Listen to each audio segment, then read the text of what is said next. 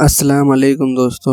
हज़रत सीस अलैहिस्सलाम कौन हैं? आज हम इसके बारे में तफसीर से जानेंगे। हज़रत सीस अलैहिस्सलाम हज़रत आदम अलैहिस्सलाम के तीसरे बेटे हैं और दूसरे नबी। हज़रत हाबील के कत्ल के बाद आदम और हव्वा अलैहिस्सलाम गमगीन और उदास रहने लगे थे। तब अल्लाह ताला ने जिब्रील अमीन को उनके पास भेजा उनका गम दूर करने के लिए। उनके पास गए तो फरमाया कि अल्लाह तबारक व तआला आपको एक निहायत ही नेक और फरमाबरदार औलाद से नवाजेगा जो आपके बाद आपके उम्मत की रहनुमाई करेगा। हाबील के कत्ल के 5 साल बाद हजरत सीस अलैहिस्सलाम पैदा हुए। जब सीस अलैहिस्सलाम पैदा हुए तो उस वक्त हजरत आदम की उम्र मुबारक 130 साल थी। हजरत सीस अलैहिस्सलाम दिखने में हूबहू अपने वालिद के जैसे थे। हजरत हव्वा अलैहिस्सलाम को ये यकीन था कि अल्लाह तबारक और ताला ने उनको हाबील के बदले सीस अलैहिस्सलाम जैसी नेक औलाद से नवाजा है। सीस अलैहिस्सलाम का मतलब अल्लाह का दिया हुआ तोहफा है। हजरत सीस अलैहिस्सलाम ने हजरत आदम अलैहिस्सलाम से इल्म हासिल किया, लेकिन वो हजरत आदम अलैहिस्सलाम जितना इल्म हासिल न कर सके, इसलिए कि आदम अलैहिस्सलाम को अल्लाह ताला से इल्म हासिल हुआ। अल्लाह ताला ने उनको तमाम चीजों के नाम इल्म दुनिया में भेजने से पहले ही सिखा दिया था, इसलिए कि वो तमाम उल्मा से बढ़कर के आलिम थे। हजरत आदम अलैहिस्सलाम के वफात के बाद उनके बेटे हजरत सीस अलैहिस्सलाम ने उनकी जिम्मेदारी संभाल ली। तबलीग का काम उन्हें करना था। आदम अलैहिस्सलाम के वफात के 1 साल बाद ही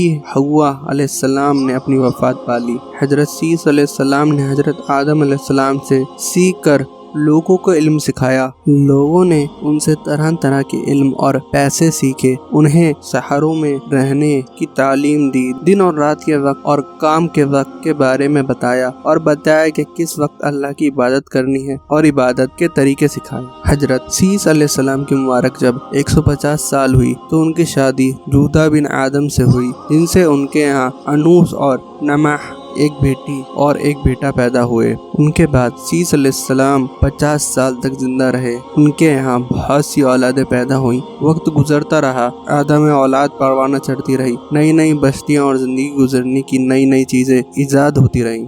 हजरत सीस अलैहिस्सलाम अपने वालिद के नुस्खे कदम पर चलते रहे और अपने औलाद की भी नसीहत करते करते अल्लाह के अहकाम की पाबंदी का हुक्म देते रहे। एक हदीस में है कि रसूलुल्लाह सल्लल्लाहु अलैहि वसल्लम ने फरमाया कि जब अल्लाह पाक ने 140 सहीफे फरमाए, उसमें से 50 सहीफे हजरत सीस अलैहिस्सलाम पर नाजिल हुए। हजरत सीस अलैहिस्सलाम ने अपने अपने वालिद पर नाजिल होने वाले सहीफों को भी जमा किया और इसमें जो अहकाम दिए थे उन पर पूरा अमल भी किया। आप कई साल खाने काबा में रहे और लगातार हज और उम्रा करते रहे। इसके अलावा आपने पत्थर और गारे से खाने काबा की तामीर भी किया। इस तरह हजरत सीस अलैहिस्सलाम अपनी नबूवत को अंजाम देते थे और आप अपनी औलादों को काबिल की औलादों की तरफ जाने से रोका और बारे में बताया और नसीहत करते रहे। औलाद आदम 2 हिस्सों में तकसीम हो गई थी।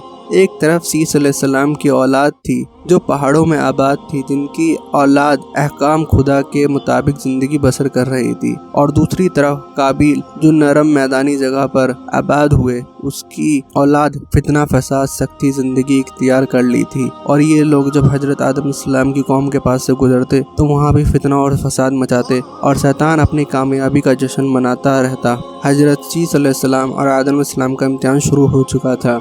जब हजरत सीस अलैहिस्सलाम की वफ़ात का वक्त आया तो आपने अपने बेटे अनूस को जाननशीन बनाया और तमाम मामलों को उनके सपुर्द कर दिया और उसके बाद पर्दा फरमा गए। इनको उनके वालिद के पास ही दफन किया गया। उलमाए कराम का कहना है कि जब तूफ़ान नूह का वक्त आया, उलमाए कराम का कहना है कि तूफ़ान नूह के वक्त नूह अलैहिस्सलाम ने इन दोनों की कब्र मुबारक से इन दोनों को निकाला और कश्ती में रख दिया। फिर तूफ़ान खत्म होने के बाद बैतुल मुक़द्दस में दफन कर दिया। हजरत सीस अलैहिस्सलाम के वारिस अनूस अपने वालिद के बताए रास्ते पर चलते और उस पर तबलीग करते रहे। हजरत सीस अलैहिस्सलाम ने अपने बेटे अनूस को तूफ़ान नूह के बारे में पूरा तज़क्रा बताया कि मेरे बाद कई नबी आने वाले हैं और जिसमें एक बहुत बड़ा अज़ाब यानी तूफ़ान आएगा जो पूरी दुनिया को तबाह कर देगा। तुम उस नबी के बताए हुए अहकाम पर चलना।